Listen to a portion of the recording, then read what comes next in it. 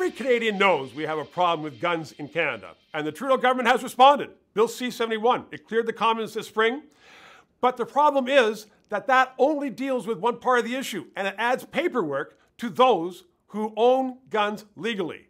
It is regulations, it is bureaucratic, and the problem is not with those people who own guns legally. The problem we have in Canada is with people who own illegal guns or who are not licensed to own a gun at all, and they have a gun. It is the illegal possession of guns that is the issue. So what's to be done about that? Well, this is not a matter for municipalities. This is not a matter for the provinces. This is a federal government responsibility. And what has the Trudeau government done? It has said to Toronto, we're going to give you $25 million. That seems to be what Trudeau does with problems. He had a problem with pipelines in the spring. Spend $4.5 billion. Buy it. The costs for that now have gone up to $10 billion.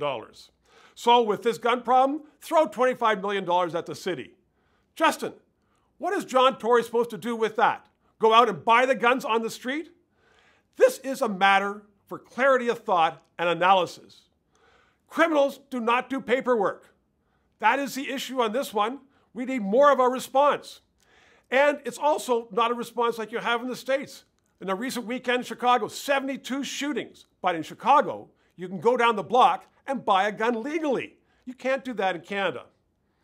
So again, the question is, what's to be done? This is not a matter for a royal commission. This is not a matter for the Commons. This is not a matter for big studies.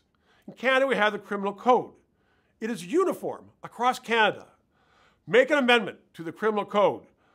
Possession of an illegal gun or illegal possession of a gun, either way, you are going to go to jail.